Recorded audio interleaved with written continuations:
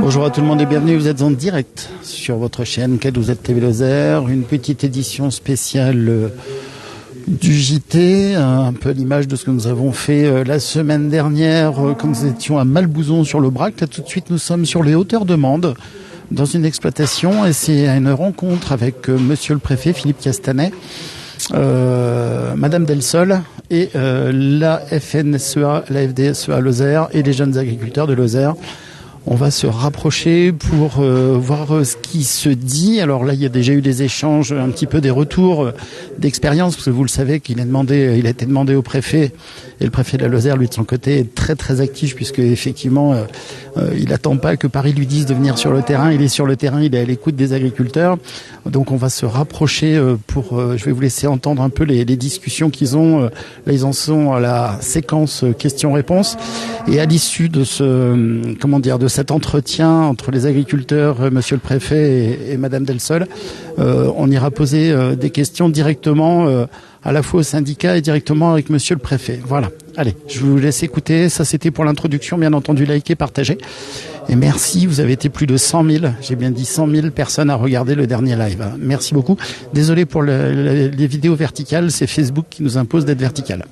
De travailler sur les zones humides, on le fait en respectant tout à fait tout ce qu'il y a à faire sur les zones humides. On respecte les prairies sensibles, on respecte beaucoup de choses.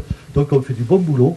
Et par rapport à la loi Egalim, franchement, si on met l'application de la loi Egalim, nous, agriculteurs, quand vous vendez des vaches au jour d'aujourd'hui, au coût de production, le coût de production sur les vaches, en moyenne, on est aux alentours de 6,20 €. C'est ce qu'on retirerait si on vend nos vaches à 6,20 €, on récupérera pour avoir 2 SMIG. Si on vend nos broutards au jour d'aujourd'hui, c'est à 4,09 €. Si on vendait nos broutards à 4,09 €, je vous garantis qu'ici, il n'y aurait pas beaucoup de gens qui seraient en train de manifester. Donc, et ça coûte 0 € à l'État. 0 € à l'État. Donc ça, c'est les deux premières mesures sur la loi Egalim. Et la loi climat. La loi climat, vous avez une grande part, l'administration française, dans tous ce niveau, c'est que, obligatoirement, sur la loi climat, c'est 100% de viande et de lait à durable.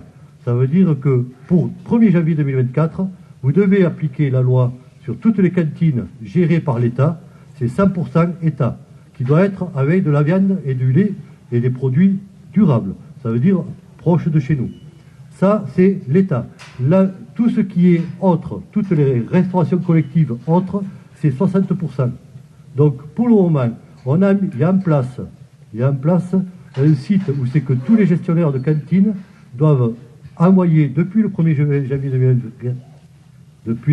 janvier 2024, doivent envoyer sur le site Ma Cantine de savoir exactement d'où provient ce qu'ils achètent. Je pense, et j'espère que j'ai regardé il n'y a pas longtemps sur le site, en Lozère, pour le roman, il n'y a pas trop de gens qui ont rempli ce formulaire. Bon, 1er janvier 2024, c'est pas vieux, donc on peut excuser un petit peu, mais voilà. Il faut vraiment, déjà, ça c'est des formules qui coûtent 0 € à l'administration et 0 € au niveau du gouvernement. Voilà, donc je pense que c'est très important à mettre déjà ces 3 petits points en place, et je vous garantis que ça aidera énormément le revenu des éleveurs.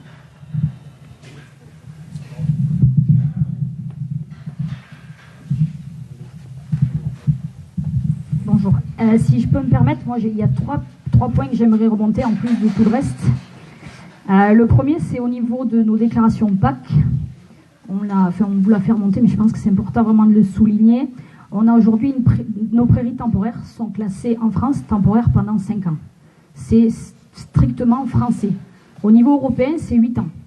Sachant que ce qui fait qu'aujourd'hui, au bout de 5 ans, on a des prairies qui sont encore bonnes, entre guillemets, qui pourraient faire plus, et on est obligé de les casser pour que dans notre rotation, elles restent prairies temporaires. C'est totalement aberrant, sachant qu'au niveau de l'Europe, c'est 8 ans. Ça, c'est quelque chose qui ne coûte pas d'argent, qui peut être fait au niveau national, et qui, pour nous, c'est un gain écologique, économique, tout ce qui va avec. La deuxième chose, c'est par rapport au plan loup. Aujourd'hui, c'est les paysans, c'est la PAC qui paye la majorité du plan loup. C'est pas normal. c'est les écolos, enfin les écolos c'est nous, c'est les associations environnementalistes qui ont voulu du loup, donc c'est au ministère de l'écologie de prendre en charge 100% des dégâts du loup. 100% des dégâts, 100% chaque fois qu'il y a 1 euro qui sort, ça ne doit pas être pris sur la PAC, ça doit être pris au ministère de l'écologie où vous voulez, mais ça ne doit pas être de l'argent qui est pris de la poche du paysan pour donner à notre paysan. Et la troisième chose au niveau d'Egalim, aujourd'hui Egalim, il faut que ça soit mis en place tout ça, mais c'est quelque chose de très français. On est dans une zone où on fait beaucoup de broutard. Le broutard, il va beaucoup en Italie, en Grèce, en Algérie et tout ça. Donc je pense que tant qu'on n'aura pas un Egalim européen, on n'y arrivera pas.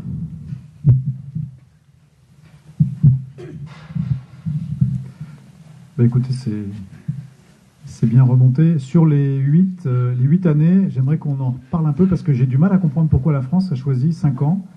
Le jour où elle a choisi 5 ans. Vous savez ? Il y a beaucoup de choses qu'on ne comprend pas avec la France. Oui, mais ça a dû être négocié, excusez-moi, hein, ça a dû être négocié, discuté. J'aimerais bien comprendre le motif qui a pour jouer sur ce motif-là, parce qu'effectivement, si la réglementation européenne permet déjà d'aller jusqu'à 8 ans, ben, c'est plus simple. On l'avait marqué, mais on va le remonter un peu grâce à vous, dans l'échelle, parce qu'au bout d'un moment, ce qu'on écrit en gras et en début de liste est mieux relu que ce qu'on met à la fin, parce que je suis obligé quand même de faire une sélection. Je dis à quelque part quelles sont les 15 revendications essentielles de la Lozère. Il ne faut pas que j'en mette... Enfin, je mets tout, mais il y en a que je monte un peu plus pour dire c'est là-dessus que nous travaillons, quoi. Oui. C'est vrai que c'est dommage, ça consomme du pétrole, d'aller retourner une terre qui n'a pas besoin d'être retournée, j'entends bien. D'autres ?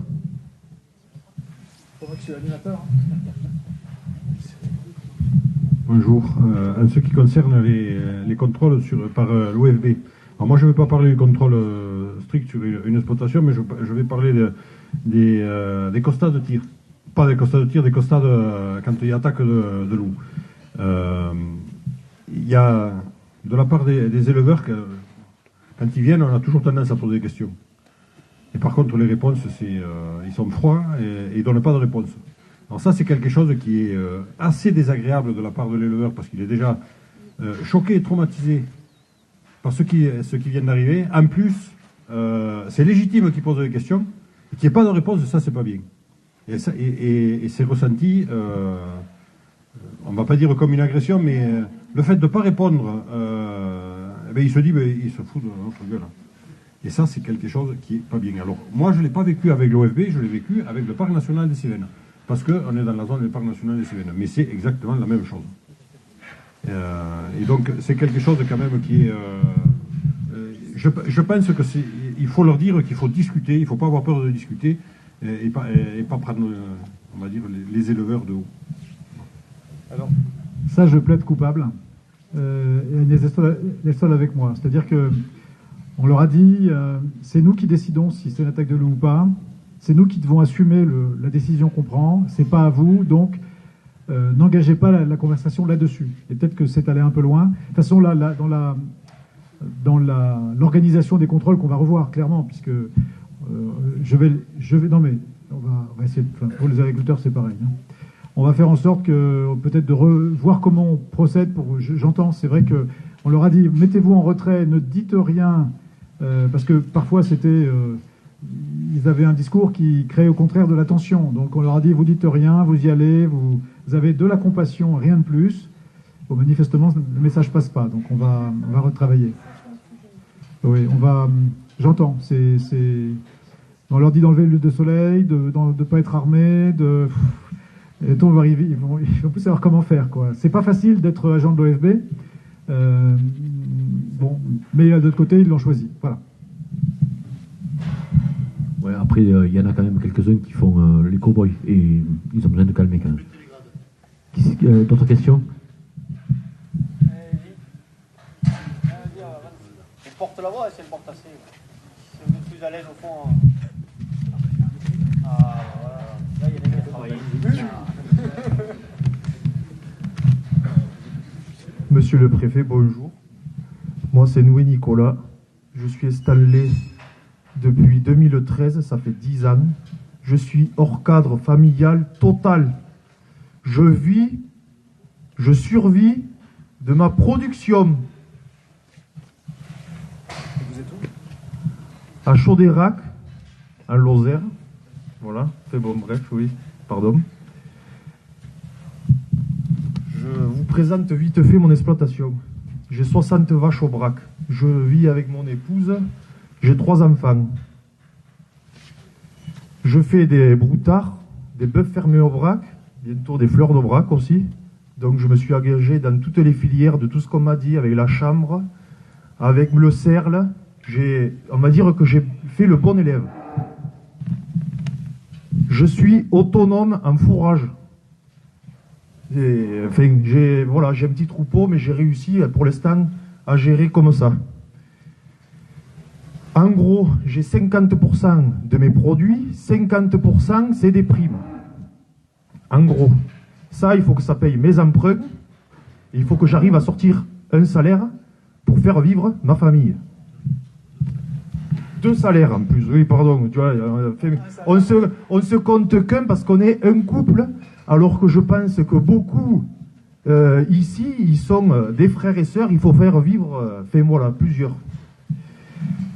Donc j'ai fait un petit speech, peut-être ça prendra du temps, je suis désolé, mais voilà. J'ai besoin de dire les choses, et puis voilà. Fausse guerre. Je pense que le mot est fort, mais elle nous aura à l'usure. Il faut réagir, car il y a un gros malaise, comme on dit si bien, un slogan aubrassien. Un pays, une race, des hommes. Si l'on inverse ces mots, des hommes, une race, un pays, je pense que la signification est la même, mais que la concordance ne l'est pas.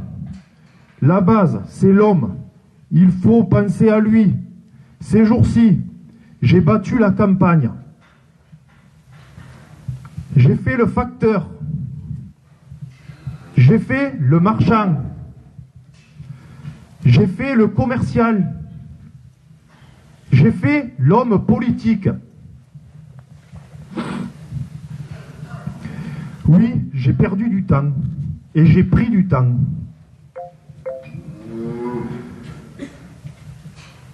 D'aller ressentir l'impression des gens qui m'entourent, des gros et des petits.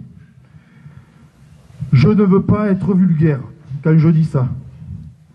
De la Fédé, désolé pour le drapeau, mais moi je suis JIA. Je suis JIA, désolé pour vous. Je suis JIA. Je suis allé voir de la Fédé, de la CR, de la Conf.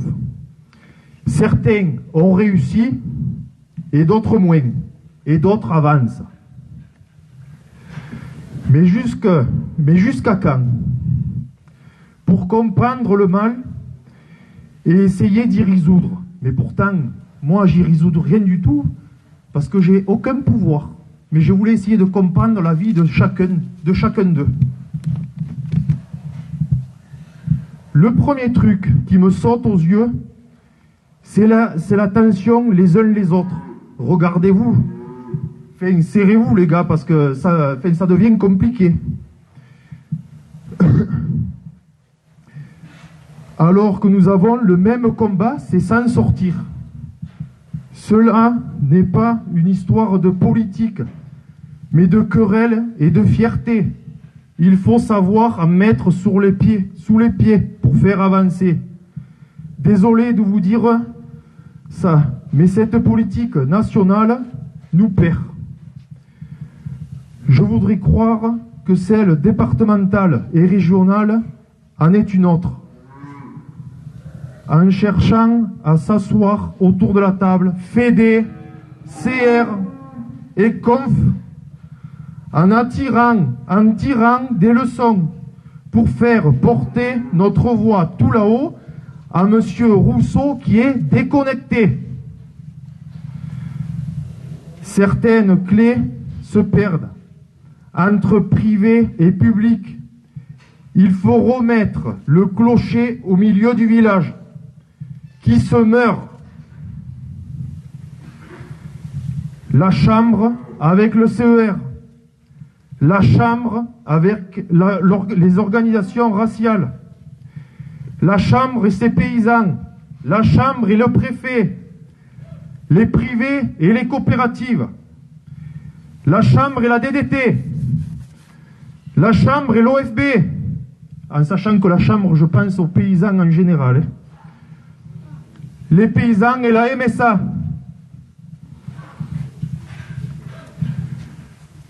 Un argent public mal distribué pour des locaux, des plans de relance, des défriches.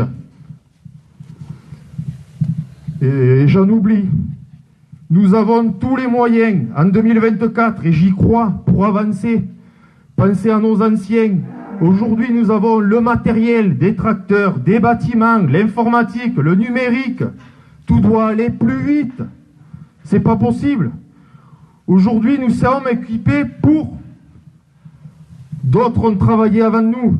Et ça, tout le monde ne s'en souvient pas, ou il faut leur rappeler. Et pour s'en sortir, et pour équilibrer les comptes, il nous faut, je vous ai entendu depuis tout à l'heure, on a parlé d'écologie, d'installation, mais déjà il faut maintenir les exploitations qui sont là aujourd'hui. Moi, ça fait 10 ans, on équilibre peut-être les comptes, je me sors 600 à 800 euros, même des fois il y a des mois comme quand c'est un peu plus tendu au mois de mai, ou jusqu'à juillet, septembre, là, avec ma compagne, 600, 800 euros. Et pourtant je travaille, et le reste c'est la MSA qui me complète. J'en ai honte, vous comprenez ça? Il faut du revenu, appliquer cette loi Egalim, revoir les cotisations MSA.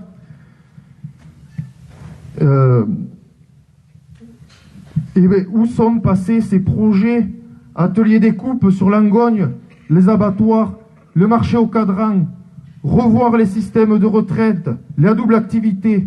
Ce n'est pas la fin de l'histoire du paysan hors cadre familial de Villeneuve, mais bien le début d'un renouveau de tous ces paysans et ces hommes et femmes qui nous demandent qu'à travailler pour cette belle France.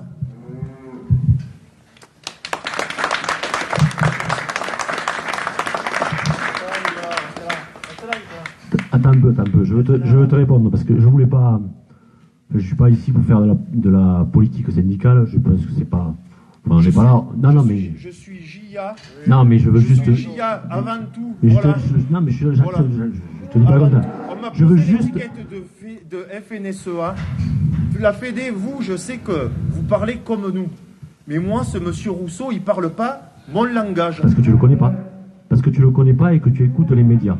Alors là, je vais expliquer, c'est que Arnaud Rousseau, on est quelques-uns à le connaître. On le tutoie, on le connaît, on lui envoie des SMS, on lui téléphone, on le connaît. On l'a fait venir en Lozère, on l'a fait venir, on lui a fait voir des prix sensibles, on l'a fait rentrer dans un bâtiment comme celui-là, c'était chez Bastien qui est là. On lui a expliqué ce que c'était les rochers, ce que c'était les prairies sensibles, ce qu'était le loup, ce qu'était le parc national des Cévennes. On lui a expliqué nos contraintes. Alors c'est sûr, il n'est pas du tout paysan comme nous. Il n'est pas du tout, mais il ne nous dit pas le contraire. Il a 750 hectares. Ça n'a rien à voir avec notre agriculture. Après, je l'entends, mais c'est comme de partout. Il y a cette jalousie des plus gros et des plus petits. Il a sûrement bien fait, il a eu des opportunités, il a sûrement bien fait évoluer son exploitation. Ça, je le comprends. Je pars de zéro. Je ne veux pas rouler en Ferrari demain. Je veux juste gagner ma vie. Je veux qu'il pense un peu à moi, c'est tout. On est complètement d'accord avec toi. Et ce que je veux dire, c'est que Arnaud Rousseau, je me suis perdu. Qu'est-ce que je disais? Il a 700 hectares et que... Oui, je sais où je suis. Alors, oui, voilà, ce que je voulais dire, c'est qu'en ce moment, il y a une campagne médiatique qui est en train de démonter Arnaud Rousseau d'une façon propre, nette, impeccable. C'est qui fait cette campagne médiatique? Les opposants à la FNSEA et les écolos. Les écolos, Élise Lucet, ne vous faites pas de soucis, elle fait des campagnes médiatiques à fond contre Rousseau. Et nous, il faut qu'on soit assez intelligents pour pas écouter cette campagne médiatique. Parce que laisse-moi finir. Cette campagne médiatique, elle est en train de tomber Rousseau et elle est en train de tomber la FNSEA. Et le but final, c'est de tomber l'agriculture. C'est ces écolos qui veulent nous tomber. Donc surtout, ne cédez pas à ces conneries. Voilà ce que j'avais à dire. Tu as clairement raison. Il faut qu'on se serre les coudes et il faut qu'on travaille. Et il faut qu'on travaille tous ensemble. Et je crois qu'on a fait assez de manifestations pour prouver qu'on ne fait pas de syndicalisme, qu'on ne tape sur personne. Je crois que tu n'as jamais entendu le nom des autres syndicats dans notre bouche. Non mais, tu as tout à fait raison dans tout ce que tu as dit. Moi, il n'y a aucun souci avec ce que tu as dit et je soutiens. Et on travaille vraiment. Mais quand je te dis qu'on travaille, c'est monsieur le préfet, il peut en témoigner, on travaille. Et je vais vous dire, parce qu'il faut que vous le sachiez, des fois on n'est pas bon en communication. Je vais vous dire ce qu'on a fait à la fin des manifs le premier.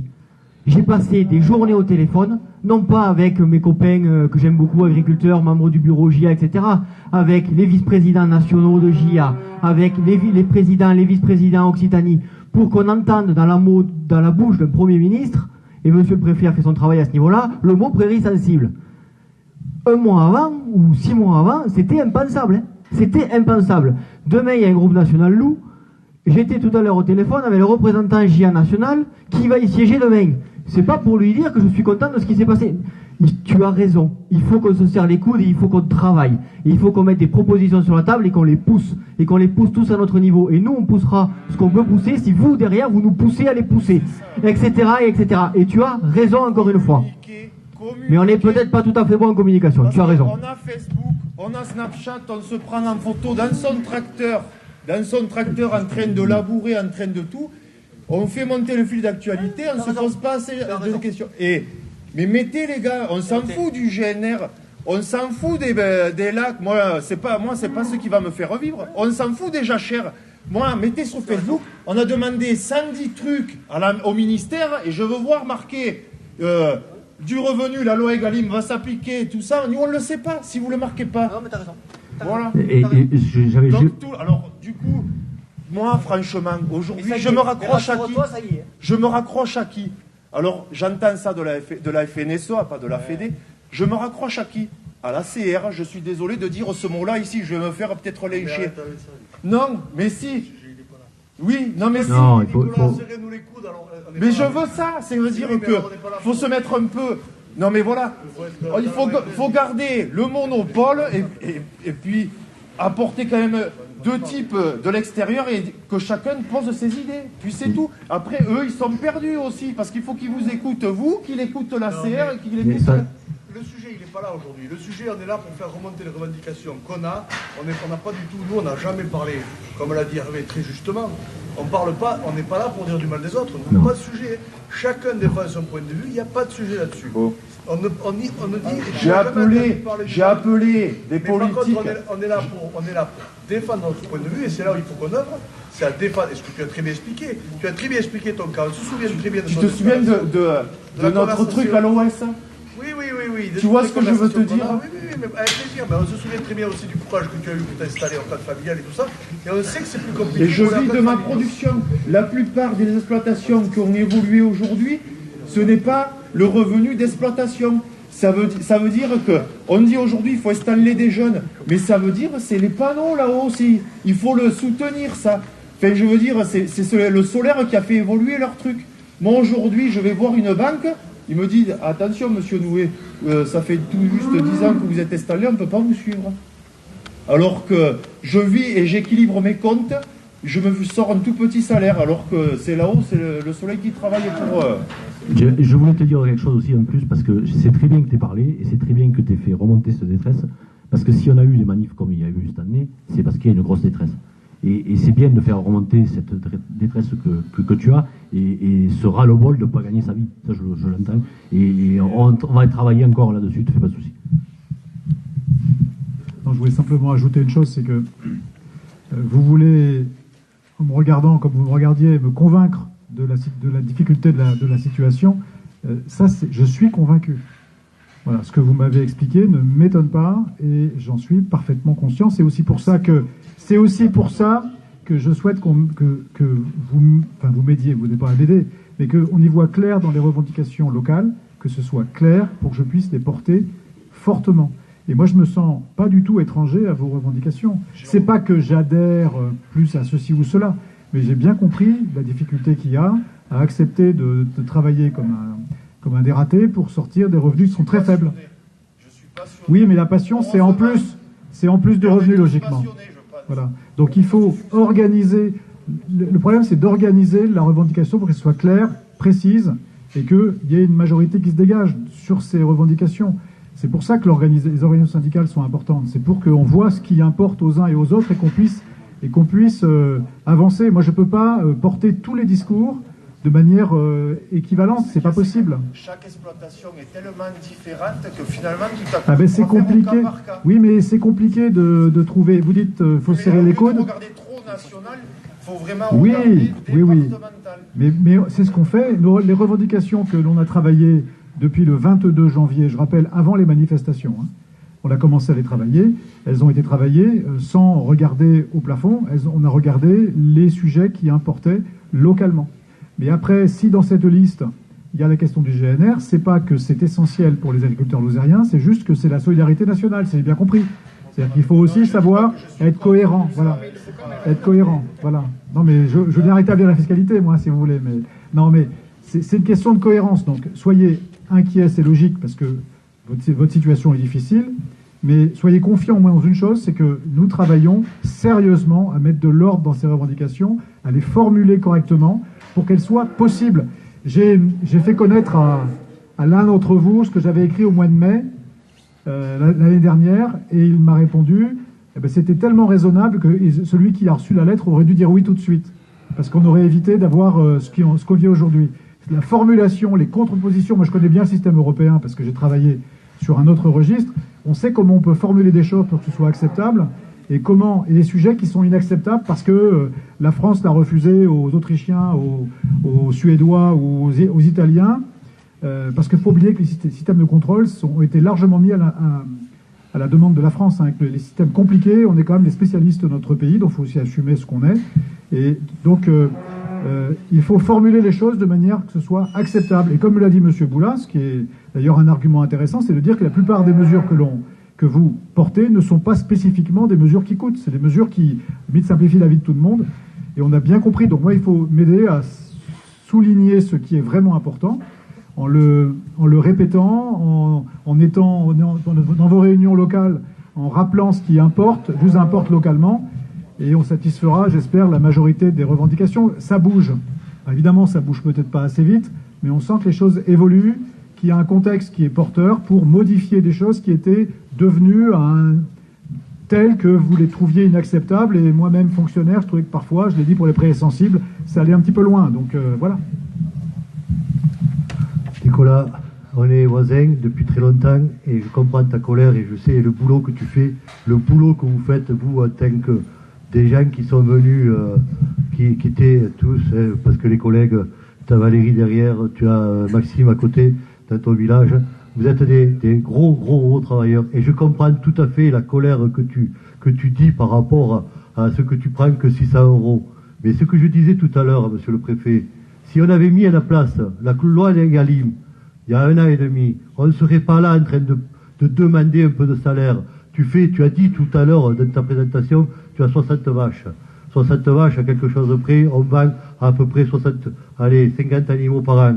50 animaux par an multipliés par 200 €, ça te ferait ton salaire à toi et à ta femme digne de vivre de ce métier. C'est ça qui nous manque. C'est ça qu'on veut. C'est du salaire. Je te garantis que le jour qu'on aura du salaire comme il faut, qu'on pourra vivre dignement de notre métier, là c'est sûr qu'on aura gagné la bataille.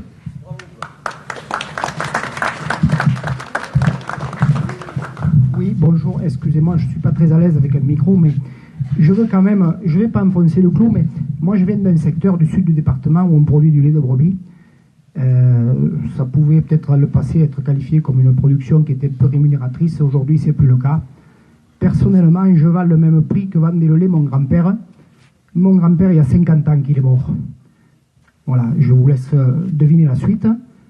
On travaille 80 heures par semaine, on a tous ce point commun, on n'a pas de salaire à la fin du mois. Pourquoi le lait de brebis ne peut pas être... Alors, on travaille pour la plupart d'entre nous sur le COS pour Lactalis. Je ne sais pas s'il est prêt à faire un effort, il manque 40 centimes par litre de lait de brebis pour pouvoir vivre, entretenir l'outil de travail. Pourquoi est-ce que l'Europe n'aide pas un peu la production de lait de brebis?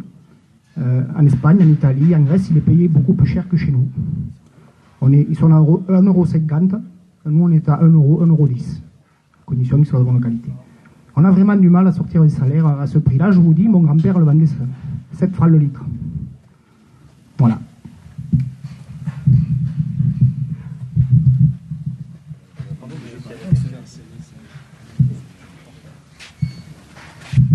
Bonjour à tous, donc Alexis Pignol, 21 ans. Je me permets de prendre le micro parce que je voudrais vous présenter un peu mon parcours. Donc je suis fraîchement installé du coup en société avec ma mère depuis mai 2023.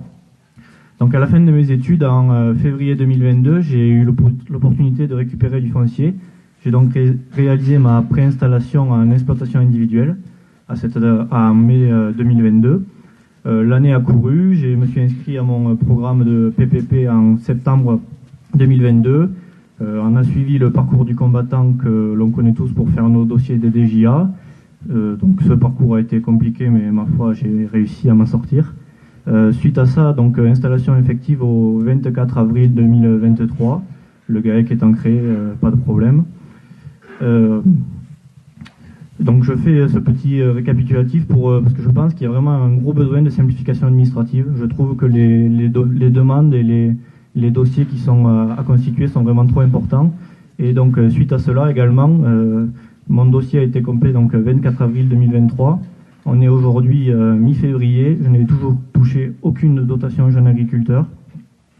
J'ai reçu de nombreux courriers pour me dire que j'étais non éligible notamment à la CJA. La CJA, donc c'est l'aide complémentaire aux revenus pour les jeunes agriculteurs. Donc je l'ai touché la première année en exploitation individuelle et on me refuse donc l'octroi des 4 dernières années étant donné que j'ai changé en forme sociétaire familiale. Je ne comprends malheureusement pas cette demande étant donné que mon projet a toujours été à la base le but de m'installer en société au sein de l'exploitation familiale. J'ai également reçu mon attestation de conformité, du coup je l'ai reçu mi-janvier. Il y a des dossiers qu'on doit déposer avant la fin janvier, donc j'ai eu 2 semaines pour déposer mon dossier notamment de dégrèvement d'impôts fonciers. Donc j'aimerais vraiment que cela puisse remonter pour que l'administration, si je peux dire, se dynamise et qu'on puisse arriver à... Parce qu'on impose aux jeunes agriculteurs des contraintes, notamment moi je me suis engagé sur 5 ans à respecter des prévisionnels d'investissement pour une valeur de plus de 200 000 euros et aujourd'hui on ne m'a toujours pas attribué une aide qui représente pour mon premier versement de DGA quasiment 40 000 euros, sachant que j'ai déjà effectué des investissements sur l'exploitation et qu'il y en a d'autres qui vont venir au cours des prochaines années. La trésorerie, c'est surtout quand on se lance qu'on en a vraiment besoin et j'aimerais souligner ça et qu'on puisse le faire remonter. Merci Alexis. Le sujet qu'évoque Alexis, là, il m'a appelé il y a 10 jours. Donc on est en train de demander un solde des comptes. Parce que moi je l'ai appris, on l'a appris il y a 10 jours. Donc apparemment c'est une nouvelle règle européenne. Donc personne n'a vu passer.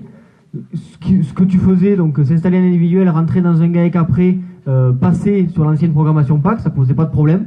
Et là a priori ça passe plus. Et une fois de plus, personne n'est au courant. Donc pour le coup, vraiment personne. Donc c'est vraiment une chose qui, je pense, peut être activée rapidement pour rattraper ces cas-là. Il faut rattraper ces jeunes-là qui peuvent pas perdre 3 700 ou je sais plus combien c'est un truc comme ça. Ouais, enfin 17 000 euros sur lycée. Il faut les rattraper, quoi. Enfin, c'est vraiment des choses qu'il faut rattraper. Les questions ?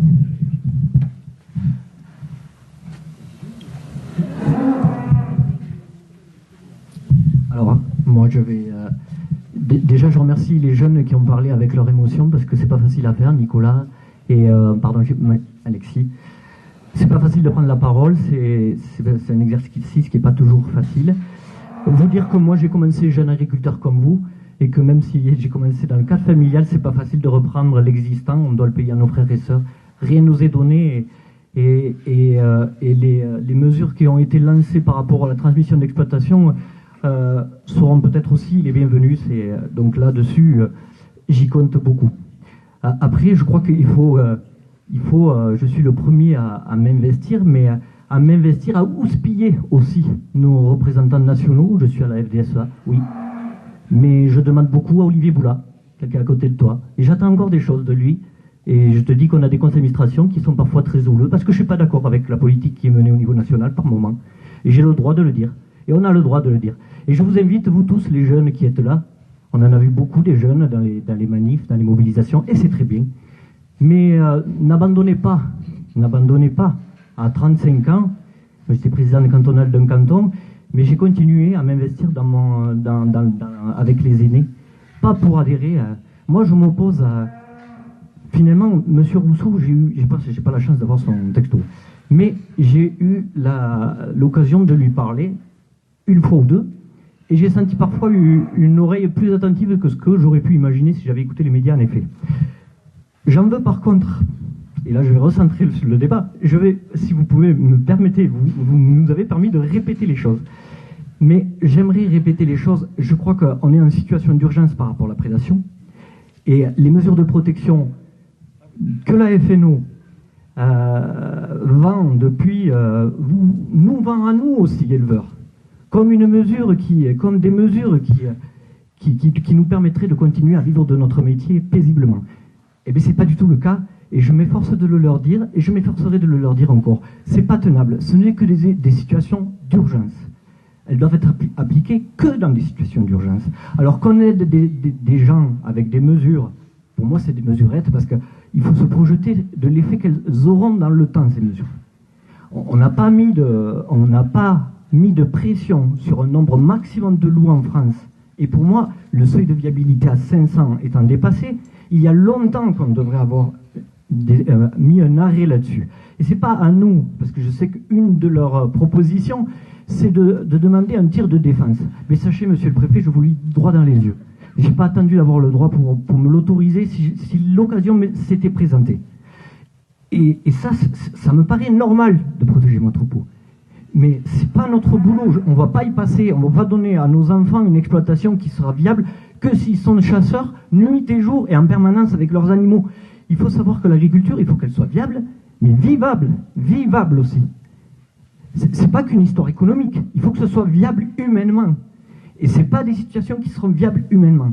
Je regrette que les personnes qui nous défendent au niveau national soient aussi dures d'oreille et ne comprennent pas les situations familiales que vous avez décrites très bien, je trouve, dans l'urgence dans laquelle ça nous met.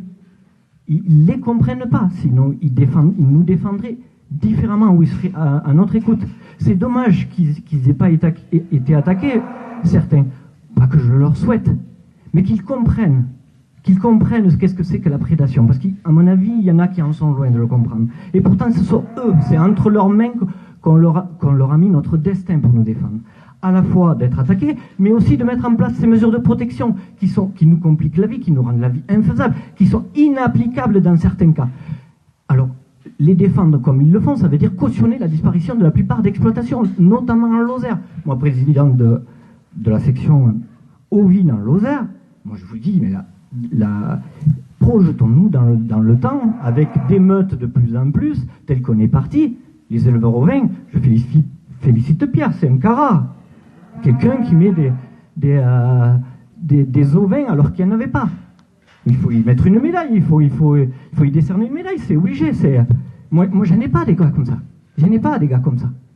Donc je crois qu'il faut faire attention à l'agriculture qu'on veut pour demain, que notre agriculture vertueuse, il ne faut pas avoir de doute, on fait du bon boulot. Mais il ne faut pas que ça se retourne contre nous. Il faut être assez fort pour leur dire « Eh oh !» Nous, on ne veut pas être la variable d'ajustement. On veut bien, on entend les mesurettes qui vont être accordées pour le GNR. C'est sûr que ça ne va pas nous faire grand-chose au bout du compte. Des mesures qu'on pourrait dire capillotractées qui ont été acquises, tant mieux. Mais nous, si ça avance pas sur la prédation, comptez pas que ça retombe au niveau de la tension. C'est pas possible. Notre situation, ce qu'on demande, que ce soit pour les prairies sensibles ou pour le loup, c'est des causes justes. Donc je ne vois pas pourquoi ça n'avancerait pas. Et vous laissez entendre qu'il y aura peut-être une petite annonce. Si c'est seulement de classer le loup d'espèces strictement protégées à protéger, mais franchement, c'est qu'un petit pas parmi tout le chemin qui nous reste à parcourir.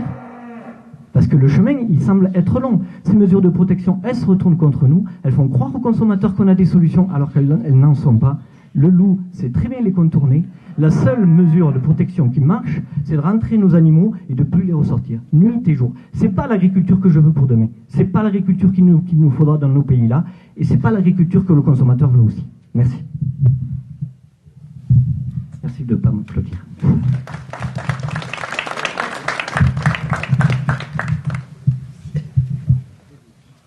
Isabelle.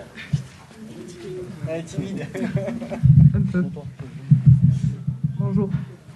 Alors moi j'ai une question, Isabelle Bonhomme, je suis installée avec mon conjoint sur une exploitation bovin à l'étang à Chaudairac aussi, pas loin de mon ami Nico. Nous, on s'est installé hors cadre et on rencontre un peu tous les mêmes problèmes évoqués là. Mais dans ce que vous avez parlé, j'ai une question qui me turlupine, c'est au sujet des constructions. Vous avez parlé des bâtiments. Oui, on fait des bâtiments, même parfois deux quand on a de la chance. Quand on se compare, alors il ne faut pas toujours se comparer, mais quand même, quand on se compare à l'Auvergne, où les dossiers de subvention bâtiment sont un peu plus aidés lorsqu'on met des panneaux photovoltaïques dessus. Je ne sais pas si c'est ici que je vais trouver cette réponse, mais je compte sur vous pour faire remonter ça. Je sais que ça concerne la région, mais j'espère que quelqu'un saura faire entendre raison à la région. Nous, quand on fait nos projets en Lozère, on est un peu moins aidés, voire on enlève une part de ces aides-là quand on met du panneau photovoltaïque, alors qu'aujourd'hui, la volonté de l'État est de faire de l'énergie propre. Et en même temps, quand on sait que lorsqu'on se munit de photovoltaïque sur les exploitations, cela nous permet de, on va dire, étoffer les trésoreries, là où souvent c'est très compliqué. Voilà, donc j'aimerais que ça remonte et qu'on ne soit pas obligé de demander à la mairesse de Paris des aides, comme je vois qu'elle est un peu généreuse avec plein d'associations diverses à l'étranger. Je me verrais embêtée de lui demander des aides à elle pour faire mon bâtiment.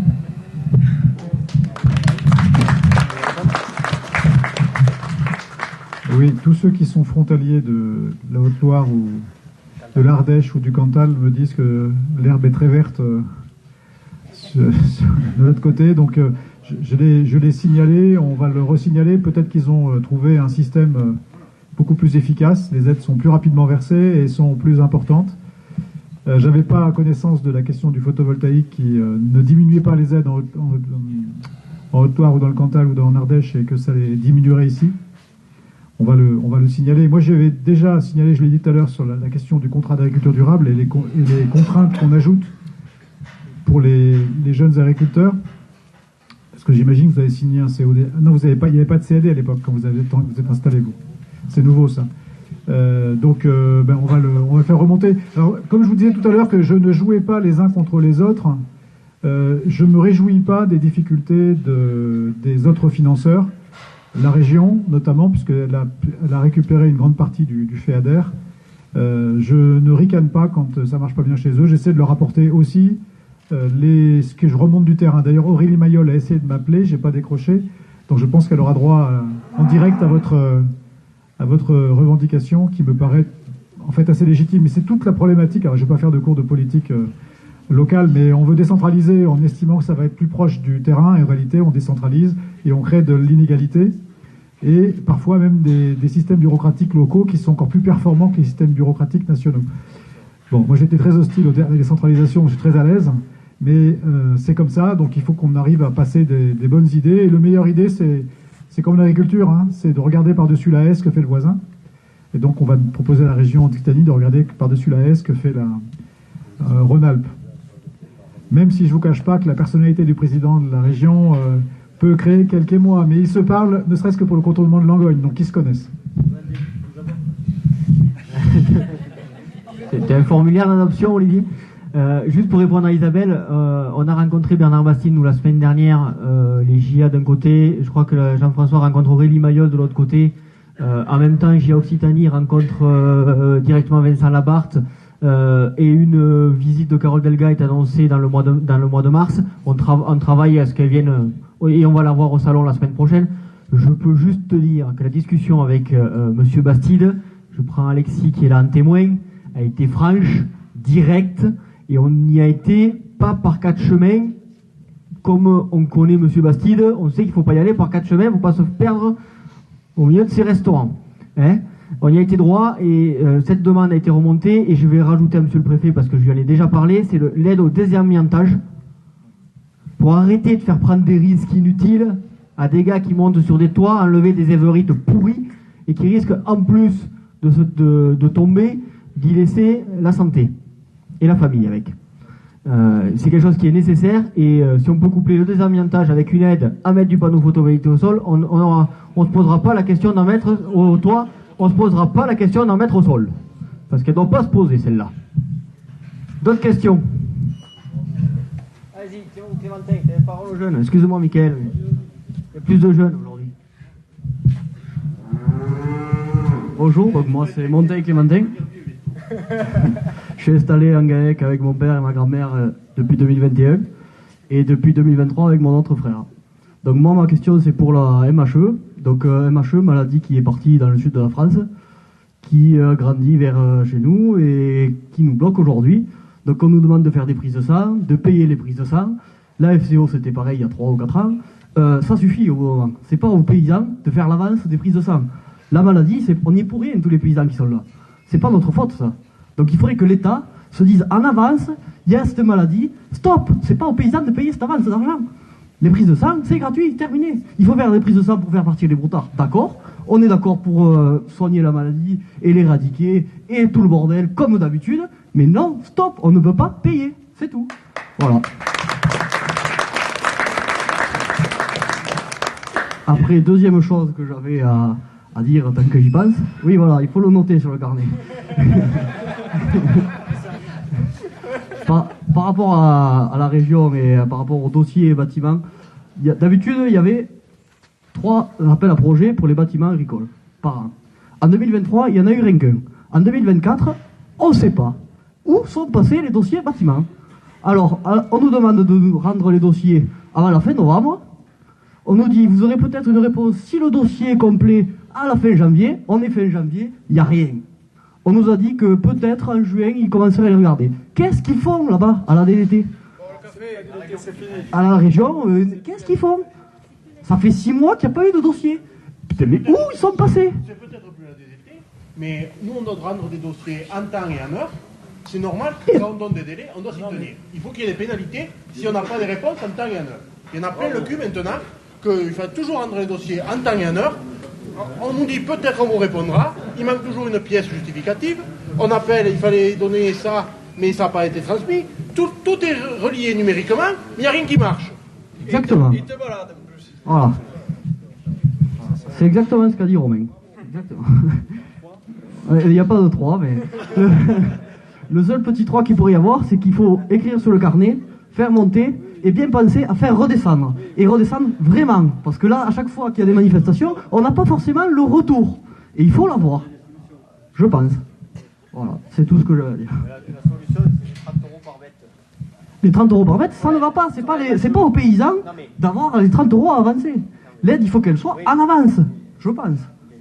Ça sera déjà mieux que rien. Mais... J'ai entendu la solution dans l'assistance, on l'a porté la solution. Hein. C'est qu'on a demandé 30 € par bête pour couvrir les frais du vétérinaire qui se déplace, le frais du test PCR et le frais de désinsectisation. Alors peut-être certains vont me dire il faut 31, 28, 29. On a demandé 30. Et on a même fait demander la semaine dernière, c'est un dossier que je travaille avec la région, à ce que la région prenne 50% en plus des tests PCR actuels. Vous voyez, c'est une demande concrète qui est faite. Alors ne me demandez pas de réponse, hein, on vient de la faire. Mais les solutions, on les a. Hein. Enfin, ils les ont. Hein. Il suffit qu'ils disent oui. Sur les départements touchés, ils sont comme ça, ils ont été aidés. Par contre, c'est les départements comme nous, qu'on n'a pas la maladie, malgré tout, pour faire partir des veaux en Italie, il faut obligatoirement qu'on fasse les prises de sang et c'est nous qu'on les paye. Et ça, c'est tout à fait anormal parce que nous n'avons pas la maladie. Voilà. On paye pour bloquer la maladie. C'est à l'État de le prendre en compte, ça. Mickaël, on va boire un café après. Les manifestations, bonjour monsieur le préfet, les manifestations qu'on a faites, elles ont un dénominateur commun et la première des choses que demandaient les agriculteurs, c'est du revenu. Du revenu, du revenu, du revenu. Et pas du revenu avec des aides ou avec l'argent qui a été annoncé. On sait très bien qu'avec ça, c'est pas pérenne et c'est pas ce que les agriculteurs souhaitent. Les agriculteurs, ce qu'ils souhaitent, c'est du revenu avec les kilos de viande de vache, d'ovins ou tout ce qu'ils ont à vendre, avec le lait, avec les légumes, avec le miel, avec tout ce qu'ils ont à vendre, et que ça soit ça qui remplisse le portefeuille, et que ça soit vraiment ça qui arrive directement. Et ça, c'est quelque chose ça fait vraiment mal de vendre quelque chose pour lequel on a travaillé pendant longtemps, et que ça soit pas payé à son juste prix. Celui qui travaille, quel travail qu'il fasse, il estime que ça vaut quelque chose, et il est payé en fonction de son travail. Nous, on ne l'est pas. Et ça, c'est quelque chose qui est vraiment dur à vivre, qu'on soit jeune ou moins jeune. Et c'est quelque chose que vraiment on demande et qu'on souhaite et qu'on appelle vraiment de tous nos voeux, tous les syndicats confondus. Là-dessus, il n'y a pas de difficulté. On a un gros défi à relever, c'est celui de renouvellement des générations, parce qu'il y a tous les baby-boomers qui vont partir à la retraite. Et on a beaucoup d'agriculteurs qui vont céder leur exploitation. Il y a beaucoup de jeunes qui devront s'installer. L'agrandissement, il s'en est déjà fait, mais on arrive à un moment où tout le monde du travail, on en a bien de reste. Et il faut vraiment qu'on arrive à installer des jeunes. Et pour motiver des jeunes à installer, alors, il y a la passion du métier, mais avec la passion, il y a aussi la raison. Et la raison, elle se fait avec du revenu. Et ça, c'est quelque chose qu'il faut bien que ça soit intégré. Parce que nous, ce qu'on demande, c'est pas comme certains à travailler moins, c'est avoir le même travail, mais être payé pour notre travail. Et payé pour ce qu'on fait. Et ça, c'est quelque chose qui est vraiment très fort. Après, l'autre chose qu'on demande, c'est d'arrêter le millefeuille administratif dans tous les sens. Chacun fait sa loi de son côté. Moi, je suis sur le Mont Lozère. Alors, on a Natura 2000, on a la zone UNESCO, on a le parc national, on a les zones humides, on a des prairies sensibles. J'en passe, c'est des meilleurs. Chacun amène son étage de réglementation, son cahier même, ou son catalogue, même peut-être sa Bible, des fois, pour certains. Et aujourd'hui, c'est imbuvable. On n'en peut plus. Et les agriculteurs qui sont là, si ces zones, elles ont été reconnues, c'est parce qu'ils ont fait du bon travail. S'ils avaient fait n'importe quoi, ces zones, elles ne seraient pas là. Toutes les plantes qu'il y a, elles ne seraient pas là. Tout l'environnement qu'il y a et qui est propre et qui est sain ne serait pas là. Et on n'a pas besoin de réglementation supplémentaire pour pouvoir couvrir tout ça. Et ça aussi, c'est quelque chose qui fait mal. Quand on vient vous dire ce qu'il faut faire d'un gars que vous avez jamais vu, qui arrive là et qui vous dit « Maintenant, dorénavant, vous ferez plus ça, vous ferez comme ça parce que c'est mieux. Attendez, vous êtes qui? Pourquoi vous me demandez ça? Nous, ça fait des générations qu'on travaille ici, des générations qu'on cherche à s'améliorer, des générations qu'on essaye de travailler de mieux en mieux. Et on a quelque chose qui tombe comme ça, verticalement, sans comprendre d'où ça vient. Et les gens ne peuvent plus supporter ça. Si on avait mal travaillé et qu'il y a vraiment des gros problèmes et qu'on nous dise, eh ben là, vous avez mal fait, il faut plutôt faire comme ça, on arrive à comprendre. Mais chez nous, c'est pas le cas. Chez nous, c'est pas le cas. Alors, il n'y a pas de raison qu'on se tape encore plus de contraintes que dans des endroits où c'est plus difficile. C'est pas chez nous qu'il y a les problèmes. Donc, c'est pour ça que les prairies sensibles et tout ce cortège-là, on a du mal à le digérer. Parce que finalement, c'est ceux qui ont bien travaillé qui vont avoir le plus de contraintes. Il y a quelque chose qui est complètement illogique là-dedans. Et je vous rassure, on va pas tout labourer, hein. Que ce soit sur le Mont Lozère, sur l'Écosse ou sur le Brac ou sur la Margeride, partout où il y a des prairies sensibles, il n'y a pas de problème, on labourera pas tout. Seulement, les exploitations, elles ont besoin d'évoluer. Ici, on ne travaille pas dans les mêmes bâtiments que ce que travaillaient les ancêtres qui ont fait ici, et c'est normal. Et nos surfaces, on a besoin de les faire évoluer pour s'adapter au changement climatique, pour s'adapter au changement de production qu'on nous demande, pour avoir de l'autonomie fourragère comme on nous demande, pour avoir des bilans carbone qui soient positifs plutôt que d'aller chercher du fourrage en Espagne. Voilà, tout ça. Et bien tout ça, ça va dans le même sens. Et qui est du bon sens paysan, mais français aussi, qui arrive à se faire entendre et qu'on arrive à sortir de tout ce carcan-là qui vraiment nous étouffe. Et c'est ça que les paysans, ils demandent aussi. Ils demandent pas qu'il n'y ait plus d'administration. On est d'accord qu'il y ait des fonctionnaires pour contrôler, pour nous aider. Mais pour nous aider. Parce qu'aujourd'hui, on a l'impression que les fonctionnaires, ils sont là plus avec un rôle coercitif et avec un bâton ou des règlements pour embêter, que plus ce qu'ils ont pour aider la ferme France et la France en général à faire bien manger les Français. Et ça, c'est incompréhensible. Donc il faut là aussi qu'on arrive à retrouver quelque chose qui change, qui est un changement de logiciel et de façon de faire. Et on ne veut pas taper sur les fonctionnaires. On sait très bien qu'ils y sont pour rien, qu'ils appliquent des règlements. Et aussi, ils en ont marre, des fois, je pense, d'appliquer des choses qui, pour eux, sont complètement incongrues. Ben justement, changeons-les, allons dans le même sens et essayons d'y arriver. Et tout le monde sera bien plus heureux dans son travail et mieux dans sa peau, et ça ira dans le bon sens.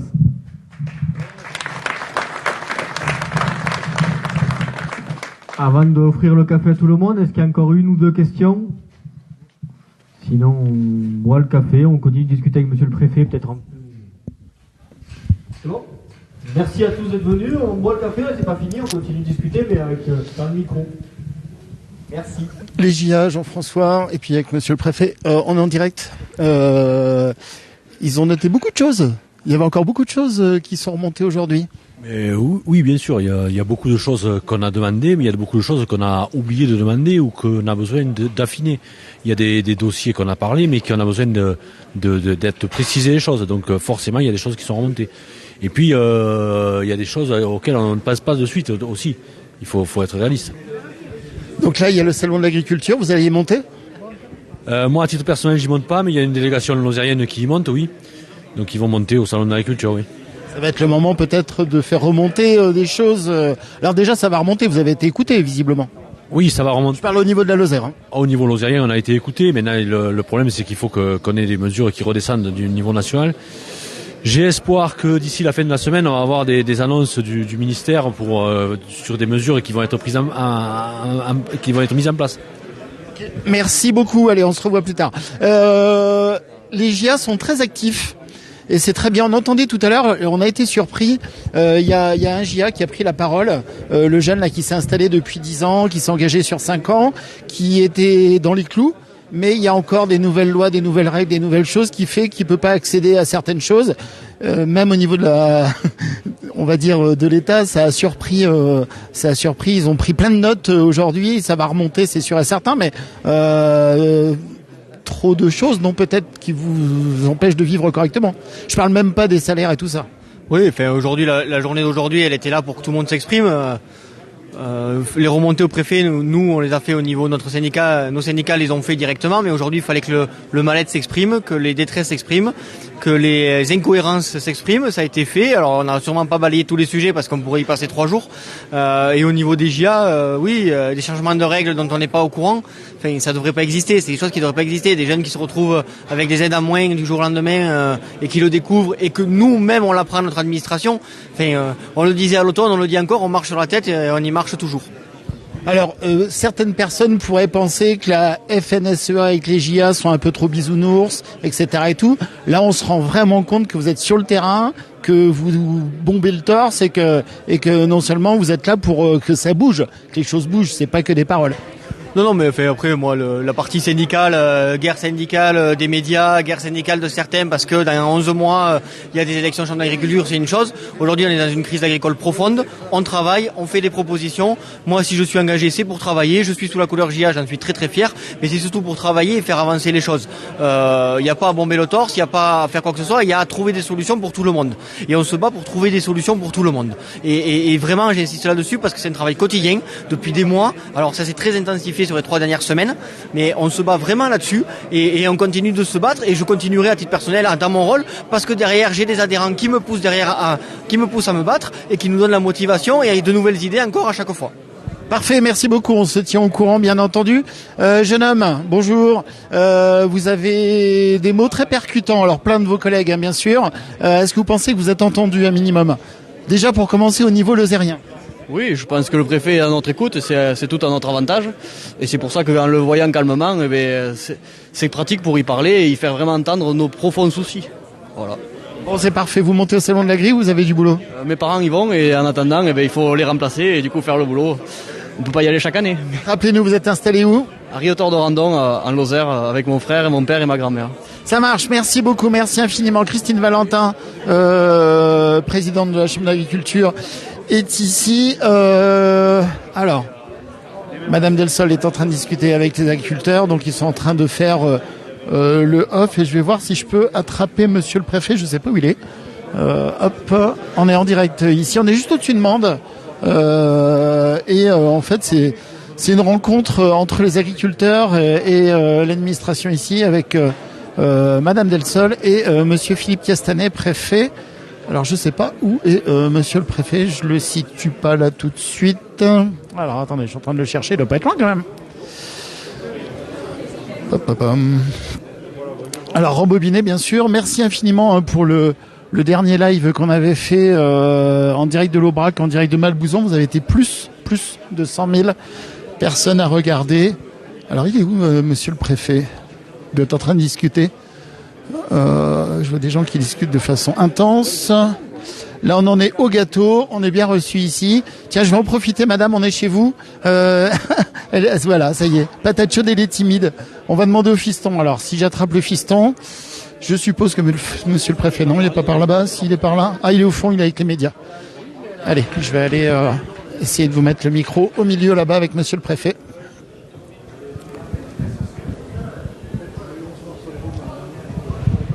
Cette année. Donc clairement, ces mesures symboliques me semblent assez acceptables. Mais je crois que ça ne sert à rien d'aller plus loin, parce que la pression, elle se voit ainsi. Vous voyez, se retrouver aujourd'hui, j'ai bousculé mon emploi du temps pour venir. C'est une forme de pression quand même, qui fonctionne. Je peux pas. Moi, je serais heureux si on me laissait du temps libre pour travailler sur d'autres sujets. Donc j'ai le désir que ça avance. Donc ça nous pousse à faire avancer. Voilà. Donc, pas de blocage de route, surtout pas. C'est bloquer une route, c'est un acte qui est symbolique, qui ne dégrade rien. Donc moi, tant qu'on ne dégrade pas, je trouve ça admissible. Il faut aussi l'accepter. Enfin, le droit de manifester est constitutionnel. Le droit de grève est constitutionnel. On peut faire, et pour les agriculteurs qui ne peuvent pas faire grève en tant que tel, manifester me semble tout à fait acceptable. Après, on le fait en discutant, en essayant de faire en sorte qu'il n'y ait pas de conséquences trop graves. Parce qu'il faut savoir qu'une manifestation, c'est toujours dangereux. Quand vous agglutinez des gens, quelque part, vous n'êtes à l'abri de rien. On l'a malheureusement vu dans l'Ariège. Mais on peut avoir des mouvements de foule dans lesquels les personnes sont blessées. C'est un acte important de regrouper des personnes et de manifester. Circuler de nuit, amende en tracteur, c'est prendre le risque d'écraser quelqu'un. Et je trouve ça assez inadmissible. Concernant la loi Egalim, vous avez dit que les contrôles avaient commencé. Alors, les contrôles Egalim, donc les relations entre les industriels et les grandes surfaces, existent depuis plusieurs mois, et d'ailleurs c'est eux qui ont conduit à des dates limites de négociation. Enfin, les médias s'en sont fait largement le relais. C'est la loi Egalim 2 qui a voulu encadrer les relations entre les agriculteurs et leurs acheteurs, qui étaient tardés à entrer en application, parce qu'il faut bien le dire, c'est très compliqué, le marché a été émietté, et puis certains ont eu peur qu'en contrôlant des acheteurs, ils les dissuadent d'aller acheter à tel ou tel qui aurait dénoncer la pratique de tel ou tel négociant. Donc nous nous sommes lancés dans ces contrôles. Alors, c'est des contrôles qui sont diligentés depuis Toulouse. J'ai pas la main dessus, mais je me suis assuré que ça démarrait bien et que les premiers contrôles avaient bien lieu avant le salon de l'agriculture. Pour prouver que la mesure est bien entrée en vigueur. Il n'y a rien de mieux. C'est pas cynique ou ironique, c'est juste de prouver que ça démarre bien. Potentiellement, combien de contrôles possible? Avant le salon, 2 étaient prévus. Mais les contrôles vont porter sur des acheteurs qui achètent à des dizaines et dizaines, voire des centaines d'agriculteurs. Donc c'est un impact qui peut être assez vite fort. Et puis j'imagine que quand il se saura que les contrôles ont lieu, certains vont peut-être spontanément modifier leurs pratiques. Certains acheteurs étaient contre la loi Egalim 2. Et oui, il y a une manifestation que je n'ai pas vue, Amande, avant mon arrivée. Oui, c'est d'ailleurs une préoccupation pour moi, parce que les revendications sont celles de certains. Alors est-ce que c'est certains, c'est une majorité? Est-ce que c'est une revendication qui est équilibrée? Ou est-ce que c'est une minorité qui veut satisfaire ses avantages catégoriels? C'est un vrai questionnement. C'est pour ça que je passe du temps à écouter dans les fermes. C'est parce qu'il faut bien me faire une idée de ce qui est majoritaire et évident et ce qui peut-être n'est peut-être pas majoritaire et pour lequel il faut faire attention à l'indiquer sans peut-être plus le soutenir. Donc sur les contrôles Egalim, maintenant on est bien persuadé que c'est une attente très majoritaire de la profession, puisque ça a été rappelé à moult reprises par de très nombreux mouvements agricoles, par beaucoup d'agriculteurs qui ont besoin que leurs revenus augmentent alors que les prix à la vente augmentent et eux voient leurs revenus qui stagnent. Un éleveur indiquait qu'il vendait le prix du lait aujourd'hui était moins élevé que celui que son grand-père avait il y a 50 ans. Ça pose question. Alors c'est aussi la réussite du modèle économique qui a permis de maintenir des exploitations nombreuses en France avec des charges d'alimentation par population qui ont baissé dans le revenu. Donc on ne peut pas dénigrer ce qui a été voulu par la PAC. Clairement, c'est que le panier de la ménagère ou le panier du ménager, si on veut pas faire de sexisme, n'augmente pas et que cet argent puisse être investi dans autre chose. Ce qu'on voit, c'est que le système atteint ses limites. Vous avez dit que vous avez été 2 préfets particulièrement sensibles, que dans certains... Non mais tous les préfets sont sensibles, mais 2 préfets particulièrement, parce que au niveau national, 1% au niveau national, ça peut représenter, pourquoi pas 30% sur un niveau lozérien. J'ai vu que vous avez noté beaucoup de choses aujourd'hui. Beaucoup de choses vont remonter, même des choses sur lesquelles pas forcément on aurait pu y penser avant, ou les agriculteurs ont été surpris sur un jeune notamment là qui s'est installé tout à l'heure et qui disait il est installé depuis 10 ans et il s'est engagé sur 5 ans et il avait besoin d'aide, etc. et tout, et ça pouvait pas se déclencher. Enfin. Alors aujourd'hui, je n'ai rien découvert, clairement. Parce que les revendications qui sont remontées, elles avaient été remontées par les syndicats agricoles. Des choses à préciser. Mais ça a été précisé, ça a été contextualisé. C'est intéressant parce que c'est du vécu. Donc ça permet pour moi de formuler les demandes, de les hiérarchiser, d'être plus convaincant, parce que je suis plus convaincu aussi. C'est important. On a beau être préfet, on reste un être humain, on a besoin de porter des messages avec des mots, et si on est bien convaincu, on est plus convaincant. S'agissant des prairies sensibles, c'est clairement avec le Cantal que nous avons vu que les convergences étaient fortes. Et à 2, on sera plus fort que tout seul, parce qu'ailleurs en France, les prairies sensibles ne sont pas vraiment un sujet. C'est quelques prairies sensibles ici ou là qui ne posent pas de soucis aux agriculteurs parce qu'ils n'ont pas l'intention de retourner ces terres. Ici, le problème, c'est que quand vous avez d'un seul tenant 5000 hectares de prairies sensibles, vous avez dedans, je ne sais pas, mais 50 agriculteurs qui sont concernés et qui ne peuvent plus rien faire et pas produire de paille surtout. Vous en connaissez beaucoup des préfets qui ont été patrons de chambre d'agriculture, non? J'en sais rien, mais faut pas non. Je veux dire par là, vous maîtrisez le sujet, quoi. Oui, enfin, c'est pas une garantie. Je le comprends et je vois ce que ça peut représenter. Mais beaucoup de mes collègues sont très concrets. Et s'il fallait être médecin pour parler santé, s'il fallait être ancien de l'agriculture pour parler agriculture, personne ne parlerait de rien parce qu'on serait tous incompétents. Nous sommes sensibles au sujet.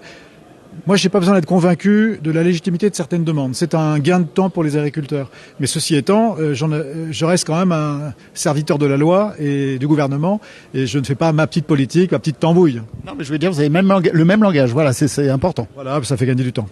Merci beaucoup. Donc nous étions en direct tout de suite avec l'EJA, la FNSEA, donc la FDSEA Lozère, en direct ici pour un moment d'échange avec Monsieur le Préfet et Madame Delsol ici, et les agriculteurs qui ont fait remonter un petit peu le baromètre du moment, leurs demandes du moment. Et voilà, après ça va remonter. Les notes ont été faites, ont été prises, et là ils boivent un coup. Donc voilà, likez, partagez. Merci beaucoup d'avoir été nombreux présents aujourd'hui. Et puis on se retrouve très très vite sur votre chaîne. À bientôt.